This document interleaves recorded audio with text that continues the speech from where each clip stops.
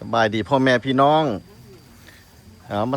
สบายดีเอื้อยเฮากันสบายดีเพชรอันนี้เพิ่นเป็นเจ้าของเด้อนี่นะสบายดีนี่เพิ่นมีหมากไม้หลายชนิด FC เฮาไผมาลาวสนใจนี่ติดต่อหาเพิ่นได้บ้านพลสวัสดิ์นี่นะเบอร์เจ้าเท่าไหร่ก่อนเอา97684950อีกบัตรนึง97684950บัตรนั้นค่อยสิขึ้นจอให้โอเค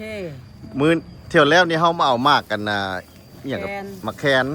เจ้านายสิพาไปเบิ่งเพิ่นมีหลายนี่นะนี่มาเอาไผ่มื้อนี้มาเอาก่อไผ่นี่เด้อันสามัคคีเขามากินแกงหน่อไม้ก็เลยสิเอาไปปลูกหลายๆไม่เอากับเพิ่นแล้วอันหลายเทื่อแล้วแต่ยังบ่พอมาเอาอีกสิได้แต่ว่ารถเฮานี่มันแคบเบิ่งเด้อน้องสายสิบริหาร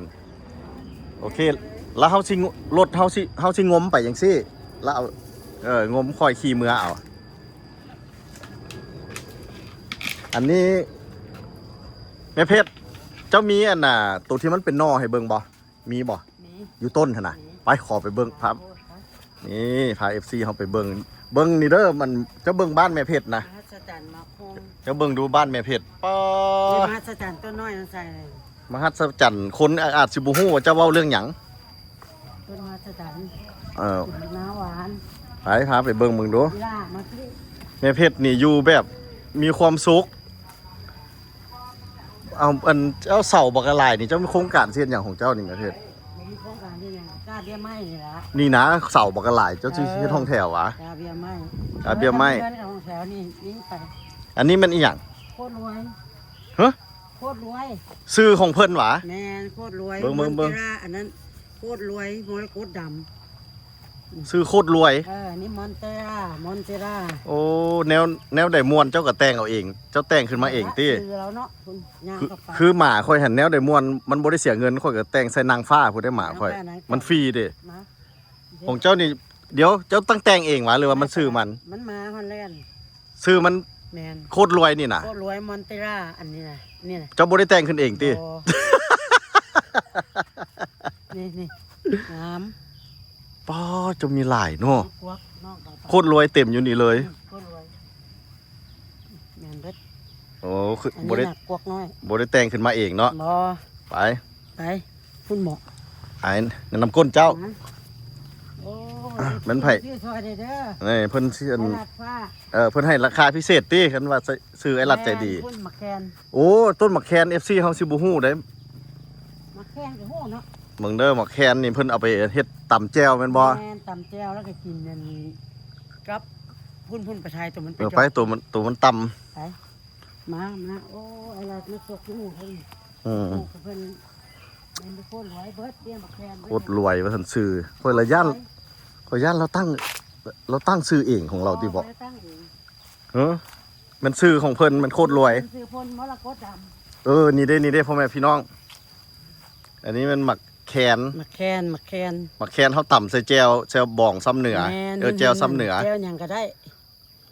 แจวเล้าก็ได้เป็นเบิดคุณมีบอกกันหลายเด้อพ่อแม่พี่น้องเป็นเบิดนี่คุณนะหอมคักท่านไผ่สนใจแล้วเจ้ามีลูกน้อยเพิ่นได้เนาะเพิ่นมีลูกน้อยนี่มื้อนี้เขามาเอาอันนี้ได้นะเพิ่นนะอันนี้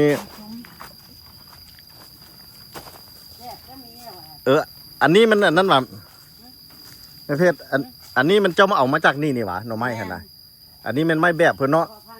พ่อแม่เพิ่นจะมีหน่อไม้โอ้ดีบัดเพิ่นใหญ่มาแล้วเป็นแล้วนี่เบิ่งแขนไอ้รัดใจดีเนี่ยนะกินนอเดียวนี่มันนอเดียวกับเบิดเฮือนนอเดียวหมดเฮือนเลยเต็มหม้อนี่ได้โค้งมาเบิ่งนี้นี่มีอีกวะกำลังออก3-4นอหาป้อมึงแม่พ่อแม่พี่น้องตัวเดียวอันนี้มันไม่แบบเพิ่นเด้อนี่แม่พันธุ์ของมันแม่พันธุ์นี่พุ่นน่ะเป็นไผมักหน่อไม้แล้วก็ปลูกแล้วก็ได้กำไรล้ำเพิ่นกับบักใหญ่ๆเบิ่งกับปั้นนี่นะล้ำบักใหญ่อันนี้ใครสนใจแล้วมาหาแม่เพชรเด้อนี่สิขึ้นน้ำเบอร์แม่เพชรให้โทรหารถแม่เพชรมีหลายได้เนี่ยพวกมะแคนเนี่ยมีเบิดเหมือนกันโอ้ดินเพิ่นยังกว้างได้ไปทางหลังพุ่นอีกบ่ก็หลายพุ่นนะไปทางหลังก็มี4-5 กอ10 กอ โอ้โนบอกใหญ่ใหญ่ก้นแขนใหญ่ก้นขา ง่ายแท้ กินหม้อนึงก็เต็มเลย หาก็ตัดออก มื้อนี้มาสุกยู่แม่เพชรเอา10ก่อมื้อนี้ อืม 10ต้นเนาะ 10 ต้น มื้อนี้เอา10ต้นเพิ่นลดราคาพิเศษให้ 50,000กีบ ต้นละ50,000กีบกันไล่เป็นเงินดอลลาร์ก็$2.50 นี่ ป๊าดติโทอันตัวนี้นี่อยากเกือบเพียงแอวเฮาเนี่ยเบิ่งแขนนี่นะนี่น้ำไม้พอดีกินเป็นบ่นี่แม่เพชรซ้ำนี่ ซ้ำนี่พอดีกิน กันบ่ตัดนี่ปุ๊บแล้วก็เต็มหม้อเลยล้ำเพิ่นกันใหญ่เด้อพ่อแม่พี่น้องเบิ่งมือเพิ่นอ้าวต้องอธิบายได้มีหยังมหัศจรรย์ มหัศจรรย์กินมะนาวละหวานจ้อย เพราะว่าเจ้าหันมักตั้งชื่อขึ้นเองค่อยคิดว่า กินมะนาวละหวานจ้อยๆนี่ ต้น หมากมหัศจรรย์ ชื่อเพิ่นมหัศจรรย์ วีระเคินมหัศจรรย์ มหัศจรรย์ มหัศจรรย์เป็นวีระเคิน กินแล้วมันเป็น ตั้งศอกตั้งทรง นี่ได แมน กับดีหยังอีกแน่ ทุกอย่างตั้งทรงยีทอกล้ำศอกล้ำไส้ยีต้นใหญ่กับนี้ โอ้ ดอกเป็นมาก ใครสนใจนี่มาซื้อน้ำเจ้าได้ ได้ โอ้มีบักหลายแม่นหมดตัวนี่ แมนเบิด ป้าม หัศจรรย์ไปเลยนี่แค่นี้ ต้นมหัศจรรย์ว่าซั่นชื่อก็มีแต่ชื่อม่วนๆแท้ ม้วน อันนั้นแปลว่าโคตรรวย ๆนี่เป็นดอกเลยเด็ดระบอกเด็ด เฮ้ย หมากรัดนี่หมากนี่ แต่ว่ามื้อนี้มาซื้อน้ำเพิ่น10ต้นอันน่ะขออภัย อืม แล้วเพิ่นมีแถมให้นำนะเจ้าแถมหยังก่อนเมื่อกี้ แถมมหัศจรรย์ครับมะแคน แถมมหัศจรรย์ต้นหนึง ดิน้อยๆก็เปลี่ยนให้ แค่ มัน ให้ต้นหนึง ใหญ่บนน้อยๆนี่ โอ้แดงงามเนาะมันจะ เอาละไหม มันจะคืออันมันคือหมักหวด แม่นละเดี๋ยวอะไรถ้าพิสูจน์กินในเพิ่นเอฟซีเบิ้งหน่อยแม่ มีท่าพิสูจน์อยู่ เนาะ กินแล้วมันเป็นหยังเอา กินแล้วกินมะนาวหวานจ้อย มักนาวบ่ส้มหวาเว้านี่ อืม คันกินนี่ได้เริ่มอืม บินมาหาเจ้าของจ้ะ มันส้มเว้ย จะไปกินมะนาวหวานจังหน่อย ม คิดนะสิ อยากส้มแซ่บส้มแซ่บ เพิ่งดอกนี่ไง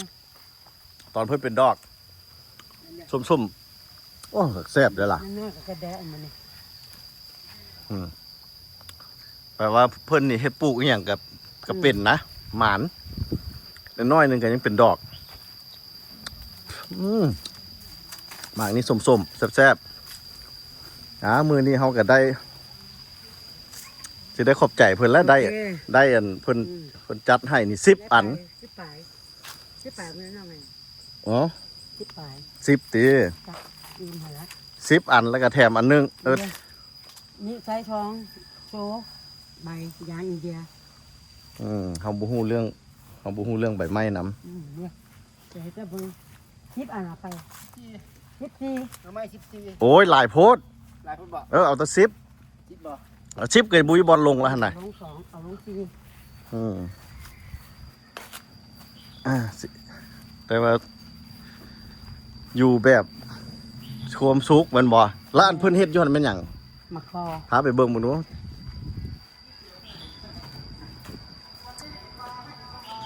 มะคอเนี่ย มันเป็นจังได๋มาขอ มะคอใส่ห่อข้าว ใส่ขอเบิ่งแน่ใช้ห่อข้าว แม่น ห่อข้าวแนวใด ต้มใส่ห่อข้าวพูดเขาอ ห่ ย่าง อ นี้ ใส่ห่อข้าวประดับดิน ห่อข้าวพูดเขาก็ใหญ่ฮะนะ บ่ได้เอาไปกินหวาอันนี้ กินก็ได้ ต้มก่อนทุบแล้วก็ต้มกินไม่ไหม อืม แต่นอก แล้ว จาก ก็ กิ ต้ น ม บ่ได้ กินบ่ได้ ต้มแล้วก็ทุบได้ โอ้ ทุบไปนี้ให้เบิ่งนี่ อืม นี่แต่ถ้ากับหูหลายคนเอามากอ โอเคอ้าวบัดนี้ ขอมกกับ ทางหลายคักหลายสิได้เอ้ย FCI ไอ้ลัด อันคันสนใจก็มาหาแม่เพชรได้ แม่เพชรอยู่บ้านใดอีกครั้ง บ้านโพนสวัสดิ์เหนือ ผลสวัสดิ์เหนือ หอมหนึ่งบัสันทอนโยธา โอเค สายวัดทงโป่งมา สิมาก็โทรเบอร์ WhatsApp มาให้รถเนาะที่เดี๋ยวจะเอาเบอร์ขึ้นหน้าจอให้ โอเค อ้าวบาทนี้ได้สำเร็จแล้วเฮาก็สิจ่ายเงินให้เพิ่น เนี่ยเบิ่งเพิ่นอยู่นะ มื้อหน้า เอา10 ทิศหนึ่ง เอา10นึงมื้อนี้โอเครอดเนาะ รอด รอดเฮ็ดจังซี่บ่เป็นหยัง ว่าอ้าย หาถุงยางมามัดถือก้นให้แน่ เดี๋ยวเชือกมัดเชือก นี่ มัด ถุงยางมามัด ถุงยางมามัดให้เขาเจ้าเห็นแล้วก็เขาสิคอยตูดเมือเฮือนเขาก็บ่ได้อยู่ไกลจากเฮือนเจ้า ปีหน้าออกนอรถ บ่ว่าสิไปไว ออก สิฮอดสมบ่ ไปขายกันยังออก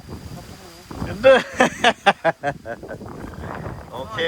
สนะ โดย เอา ขอบใจขอบใจ โอเคขอบใจเจ้าหลายๆเด้อมื้อนี้ ขอบใจไอ้รัดซื้อกันเด้อ โดยเจอกัน ที่ไอ้รัดมาซื้อหลายๆ โอเค เจอกันใหม่เอาสนะบาย